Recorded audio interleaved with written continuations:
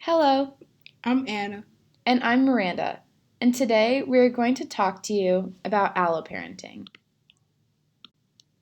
By the end of this module, we hope that you will be able to discuss the sensitivity of infant brain development within the first year, identify times of high stress, and be able to produce a plan to decrease stress levels, compose a guideline on how to approach the distribution of childcare labor.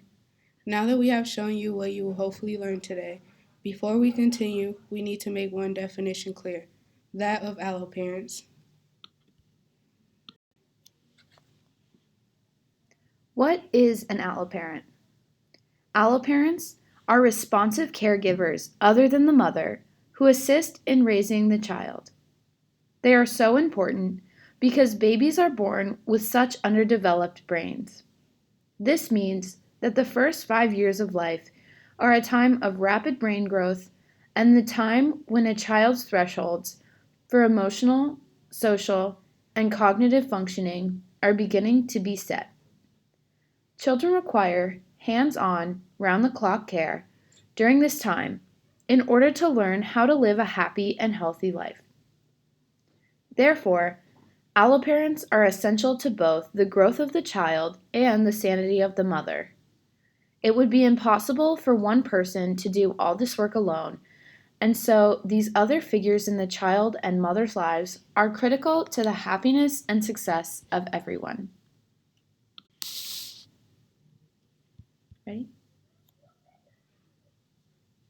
Now we're going to talk about the evolutionary baseline to alloparent support, which is hunter-gatherer societies. Researchers hypothesize that the ability to utilize the extended family as a childcare resource made human life as we know it possible and allowed mothers to share the intense work of raising a child with others who also cared about her and her baby. While to us in the United States, this concept of shared care may seem a bit foreign today, many other cultures around the world continue to use this concept of alloparent care to raise their children. This is especially evident in hunter-gatherer societies, which many researchers claim are the closest groups of people in modern times to reflect the childcare practices of our ancestors. In these cultures, researchers have been able to document the shared nature of childcare, with mothers handing their children off to the care of a trusted and close alloparent in order to take a break. When they come back, they are ready to be present to their child again. With more people looking after the needs of the child and helping to teach babies how to regulate themselves, mothers who have these extended care networks are more able to ask for help when they need it or even just take a quick break. Because of the ability to take a breather and still have trusted people caring for their child, mothers experience less stress and are able to attend more fully to their children when the two are together. Not only do alloparents allow mothers and their children to experience better and fuller relationship with each other, this care also gives children the opportunity to learn how to form secure relationships from the earliest stages of their lives. Being able to trust multiple caregivers tells children that they will be cared for no matter what, which allows them to go into the world with the confidence of being loved. This improves their life outcomes and their ability to make and maintain meaningful relationships later in life. Having a grandmother on hand early on was correlated with improved health and cognitive outcomes 3 years later.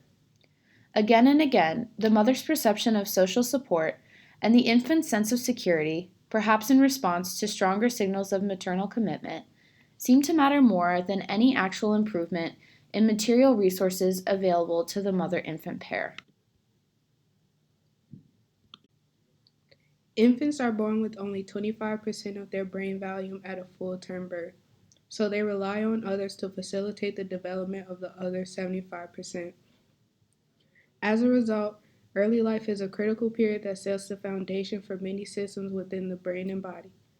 During this time, connections within the brain are forging, and establishing patterns the child will carry on with them for the rest of their life. Depending on the quality of care, these can be healthy or unhealthy patterns.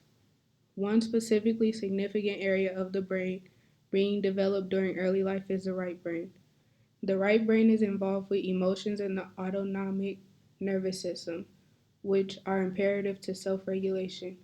Right brain development is influenced by the child's attachment relationship and guides future social and moral skills.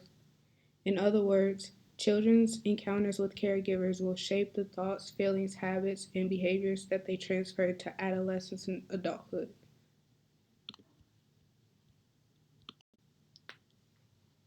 Children require a lot to develop ultimately.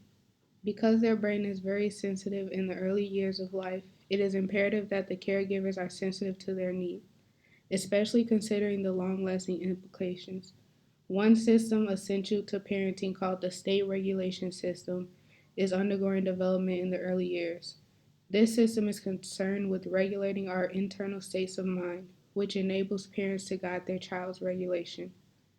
In hunter gatherer societies, typical caregiving consists of being held or near others constantly, playing with different age groups, frequent nursing, prompt responses, and having more than one caregiver beyond the mother. Simply put, caregiving is being responsive to the child. Consistent, warm responses regulates the child's systems as they are developing and creating the standard for what is normal. It is important to note that caregiver responsivity means actively engaging with the child.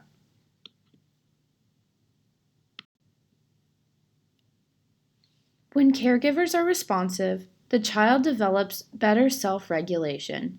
Self regulation is the resilient capacity to feel and deal, to experience a full range of affect, and to modulate all kinds of feelings effectively enough to trust oneself to be able to cope well with the full range of the human experience.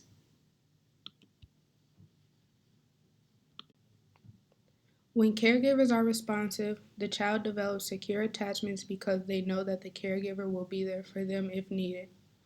At the same time, the child is learning how to effectively deal with their own emotions. This helps them work well with others and experience more positive emotions. Since they are not consistently exposed to stress, the child is better able to correctly interpret ambiguous situations, not overreacting or becoming detached. Typically, children with responsive caregivers are more likely to cooperate.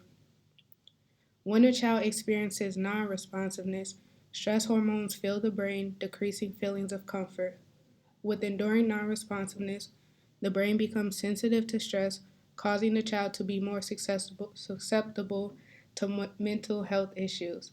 Furthermore, research has shown that infants of mothers who are depressed can display symptoms of depression as well.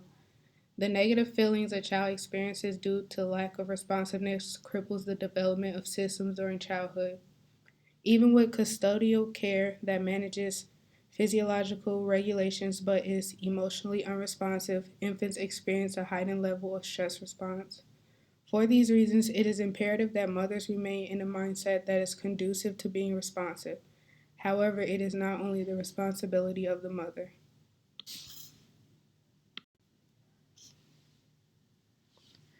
Now we know that infants are pretty sensitive in early life, and their brains are really shapeable as well.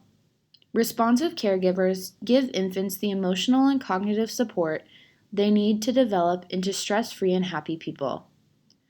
The small size of their brains means that they need their caregivers' help to regulate just about everything in the first few months and years of life. Caregivers act as external regulators of psychological and biological development. In early life, the right brain is forming its emotional circuitry and structures in collaboration with caregivers. Responsive caregivers, in mutual co regulation, shape the infant brain for self regulation within and across multiple sensory systems, influencing multiple levels of functioning and establishing emotional patterns that promote confidence and mental health. The early developing right brain, which is shaped by the attachment relationship and dominant for the processing of bodily emotional information, is deeply connected to the autonomic nervous system, providing a solid ground for emotionally well-regulated personality. When babies aren't properly regulated, their brains are flooded with high levels of potentially neurotoxic stress hormones, which decrease feelings of well-being, while babies that receive affectionate and responsive care develop better self-regulation, linked to moral functioning and positive emotions. The presence of alloparents in a mother and child's new life together is extremely important because these caregivers both reduce stress and act as extensions of that primary mother-infant bond to help the child learn how to be a good person from all angles. The idea that mothers and fathers should raise their child alone as a nuclear family is damaging to the whole family. The poor parents have way too much important work on their hands to do alone, and the baby doesn't get the full care they deserve. We hope you have learned something new today about the importance of alloparents and how they enhance child development, as well as learned a few facts about our historical background with these caregivers and the people of today that we have learned that from. Thank you so much for listening. And these are some extra resources for you to look into. Thank you again.